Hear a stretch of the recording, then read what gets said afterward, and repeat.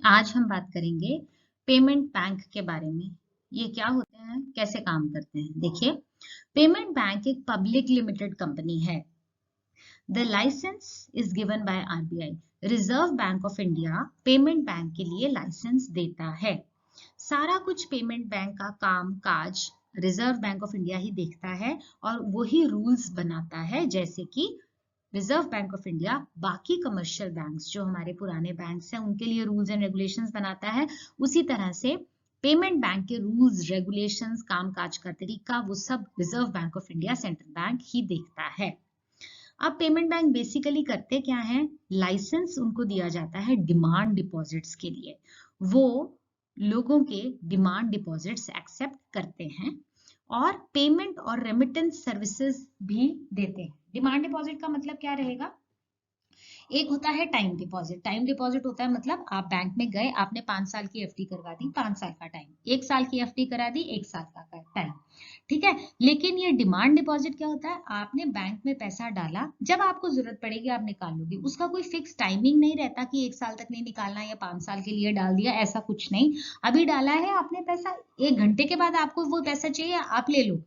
ठीक है, तो उसको बोलते हैं डिमांड डिपॉजिट। तो जो पेमेंट बैंक है वो आरबीआई उसको लाइसेंस देता है ताकि वो लोगों का डिमांड डिपॉजिट एक्सेप्ट कर सके। ठीक है जी, और पेमेंट कर सके लोगों को, और रेमिटेंस सर्विसेज, किसी को पैसा आपने देना है वो पेमेंट बैंक से के थ्रू हो जाता है, आपके मोबाइल के थ्रू वो पेमेंट आप उसको कर सकते हो।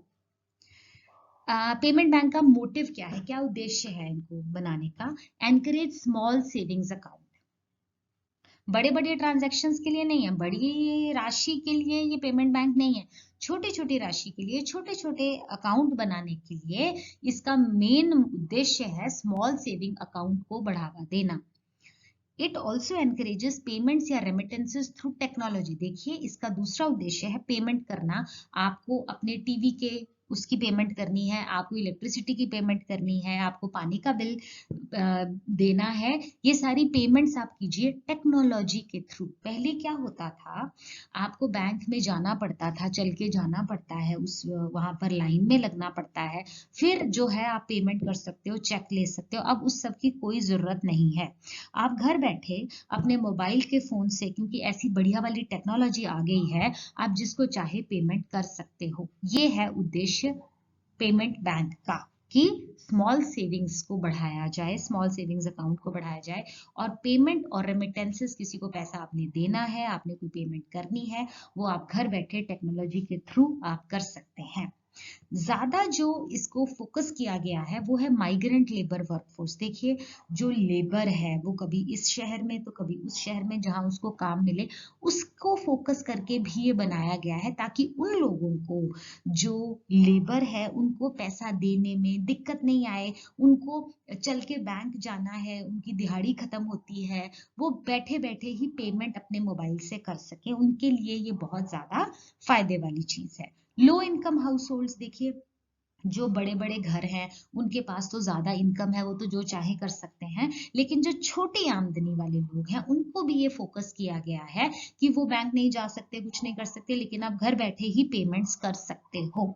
स्मॉल बिजनेस को बढ़ावा देता है, स्मॉल बिजनेस के अकाउंट्स इसमें मेंटेन हो सकते हैं। Other unorganised sector and other users, चाहने को तो कोई भी इसको यूज कर सकता है, ऐसा नहीं है कि ये सिर्फ लेबर के लिए बना है, ये सबके लिए बना है, लेकिन ज्यादा फोकस जो है, देखिए इसका ज्यादा जो फायदा है वो माइग्रेंट लेबर वर्कफोर्स को होगा, लो इनकम छोटी आमदनी वाले घरों को भी इसका बहुत ज्यादा फायदा होगा, स्मॉल बिजनेस को भी इसका बहुत फायदा रहेगा। ये एक छोटा अकाउंट है, it's a small account, you can not do huge transactions. बड़ी बड़ी राशि का आदान प्रदान जो है वो पेमेंट बैंक के थ्रू नहीं होता है। ये एक छोटा सा अकाउंट है, छोटे से ही राशि के लिए। ठीक है, you can send money by RTGS, NEFT and IMPS. अब देखिए, ये जो आरटीजीएस हम करवाते हैं, नेफ्ट करवाते हैं, और आईएमपीएस जो करवाते हैं, ये आजकल के बिजनेस जो हैं ये इन तीनों चीजों से ही चलते हैं। तो ये चीजें तीनों पॉइंट्स पेमेंट बैंक कर सकता है, ये पेमेंट बैंक के उसमें आती है। Payment banks can sell mutual funds and insurance products also. अगर आपको म्यूचुअल फंड खरीदना है तो पेमेंट बैंक के थ्रू पेमेंट हो सकती है। इंश्योरेंस प्रोडक्ट के लिए अगर आपको पैसे देने हैं तब भी पेमेंट बैंक के थ्रू पेमेंट हो सकती है। Payment banks are bound by the rules of RBI. देखिए जैसे सेंट्रल बैंक बाकी के बैंक्स, देश के बाकी के बैंक्स को चलाता है, उसी तरह आरबीआई द सेंट्रल बैंक हमारे पेमेंट बैंक के लिए भी रूल्स वो ही बनाता है। जो सीआरआर होती है, कैश रिजर्व रेशियो होती है, वो भी पेमेंट बैंक को मेंटेन करनी पड़ती है। और जो स्टैट्यूटरी लिक्विड रेशियो होती है, एसएलआर, ये दोनों चीजें जैसे कि बाकी बैंक्स अपना सीआरआर और एसएलआर मेंटेन करते हैं, उसी तरह से पेमेंट बैंक भी अपना सीआरआर और एसएलआर मेंटेन करना पड़ेगा, जैसा कि आरबीआई कहेगा। आगे बढ़ेंगे। Payment banks are expected to reach customers mainly through their mobile phone rather than traditional bank branches. देखिए जो इतने समय से जो ये बैंक्स खुले हुए हैं, आप बैंक में जाइए, लाइन में लगिए, पैसा निकालिए, पैसा डालिए, वो सब नहीं है। ये क्या है, आप घर बैठे अपने मोबाइल फोन से जिसको चाहो पेमेंट कर सकते हो। तो ये पेमेंट बैंक का जो है मेन टेक्निक है कि आपको वो ट्रेडिशनल बैंक्स में जाने की जरूरत नहीं है। आपने टेक्नोलॉजी के थ्रू अपने मोबाइल फोन से जो चाहे पेमेंट कर सकते हो। किसी को गिफ्ट में पैसा भेजना है वो भी भेज सकते हो। आपको ट्रेडिशनल बैंक, पुराने बैंक ब्रांचेस की हैसल से की दिक्कत कोई ना आए आपको। आप घर बैठे आप अपना काम कर सकते हो। They can't offer loans. देखिए पेमेंट बैंक आपको लोन नहीं दे सकता। लोन लेना है तो वो पुराने जैसे एसबीआई, एचडीएफसी, वो वाले जो बैंक है वहीं से आपको लोन मिलेगा। पेमेंट बैंक से आपको लोन नहीं मिल सकता। But can raise deposits of up to 2 lakh. 2 lakh रुपए तक आप उसमें जमा करवा सकते हो। and pay interest on these balances just like a savings bank account does। मायने पेमेंट बैंक भी आपको इंटरेस्ट देगा, आपको ब्याज देगा। जैसा कि आपका 2 लाख रुपया आपके पुराने बैंक्स में पड़ा है तो आपको ब्याज मिलता है ना, उसी तरह से आपका 2 लाख रुपया अगर पेमेंट बैंक में पड़ा है तो वो पेमेंट बैंक भी आपको ब्याज देगा, जैसे कि बाकी बैंक देते हैं। Earlier the limit was 1 lakh. हमने कहा कि ये 2 लाख तक डिपॉजिट हो सकता है। पहले इसकी लिमिट 1 लाख रुपया थी कि पेमेंट बैंक में आप ज्यादा से ज्यादा 1 लाख ही जमा करवा सकते हो। बट इन अप्रैल 2021 आरबीआई ने ये increase the maximum end day of the day balance for payment banks to 2 lakh. तो अप्रैल 2021 में आरबीआई ने वो 1 लाख की खत्म करके 2 लाख की कर दी है कि पेमेंट बैंक में 2 लाख रुपया तक जमा करवा सकते हो। They can enable transfer and remittances through a mobile phone. जैसा कि हमने आपको बताया कि आपको पैसे ट्रांसफर करने हैं, कहीं का राशि का भुगतान करना है, पेमेंट करना है, वो सब आप घर बैठे मोबाइल फोन से पेमेंट बैंक के थ्रू हो सकता है। देखिए they can offer services such as automatic payments of bills. आप उसमें लगा दीजिए ऑटोमेटिकली हर महीने इतना पैसा वहां पर जाना है, आपके बिल का चला जाएगा, पेमेंट बैंक आपका ये काम कर देगा। एंड परचेजेस, आपने कुछ खरीदना है, पेमेंट बैंक की पैसे के थ्रू आप खरीद सकते हैं। कैशलेस, आपको कैश कैरी करके दुकान में जाना, उसको गिन कर कैसा पकड़ाना, वो सब बातें पुरानी हो गई हैं। आपने अपने पेमेंट बैंक के अपने मोबाइल फोन से ही कैशलेस, बिना कैश के आपने खर्चा कर सकते हो, आप कुछ भी खरीदारी कर सकते हो। चेकलेस ट्रांजैक्शंस, चेक्स की भी जरूरत नहीं, कैश की भी जरूरत नहीं, सिर्फ एक मोबाइल फोन चाहिए, उसमें पैसा होना चाहिए और आप कुछ भी खरीद सकते हो। तो हमने देखा कि ऑटोमेटिक पेमेंट भी हो जाती है किसी भी आपके बिल की, और आप खरीदारी भी कर सकते हो जिसमें ना आपको कैश की जरूरत है ना आपको चेक की जरूरत है।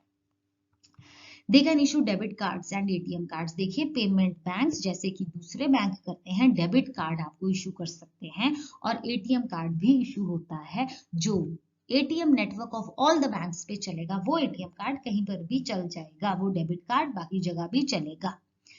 Credit card is not allowed. Payment bank credit card issue नहीं कर सकता। Payment banks cannot accept time deposits. हमने आपको शुरू में बताया डिमांड डिपॉजिट एक्सेप्ट होता है, टाइम डिपॉजिट जैसे कि 1 साल की आपने एफडी करा दी, 2 साल की करा दी, वो टाइम डिपॉजिट वाली बात पेमेंट बैंक के हिस्से में नहीं है। Payment banks cannot accept time deposits. Payment bank cannot accept NRI deposit, non resident Indian, उनके लिए पेमेंट बैंक नहीं है। एनआरआई डिपॉजिट को पेमेंट बैंक में नहीं अलाउड है। ठीक, आगे बढ़िए। They can transfer money directly to bank accounts at nearly no cost, being a part of the gateway that connects the banks। ये क्या कहते हैं कि आप पेमेंट बैंक से आप अपने दूसरे बैंक खाते में पैसा जो है ट्रांसफर कर सकते हो, उसका कोई कीमत नहीं लगेगा, आपको उसका कोई एक्स्ट्रा पैसा नहीं देना पड़ेगा। ये एक गेटवे है, गेटवे एक लिंक है जो आपको बाकी बैंक से भी कनेक्ट करता है। ये जो हमारा पेमेंट बैंक है, इसके द्वारा आप अपना मनी दूसरे बैंक में जमा करवा सकते हो, जिसके लिए आपको कुछ फालतू पैसा देने की जरूरत नहीं है। इस तरह से ये बाकी बैंक्स के साथ आपको कनेक्ट करता है। They can provide forex card, foreign exchange card भी पेमेंट बैंक देता है, ट्रैवलर्स को देता है। आप ट्रैवल करते हो, आप ले सकते हो। यूजेबल अगेन, जो कि डेबिट कार्ड के लिए भी यूज होएगा और एटीएम कार्ड के लिए भी पूरे देश में यूज हो सकता है।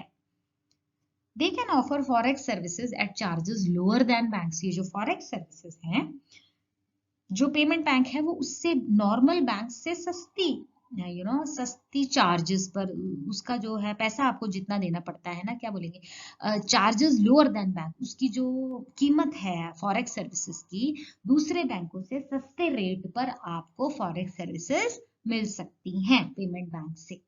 They can also offer card acceptance and mechanisms to third parties such as the Apple Pay. देखिए, थर्ड पार्टी को कार्ड एक्सेप्टेंस मैकेनिज्म जो है वो भी ये पेमेंट बैंक्स करते हैं, जैसे कि एप्पल पे। एप्पल पे क्या है हम बताएंगे।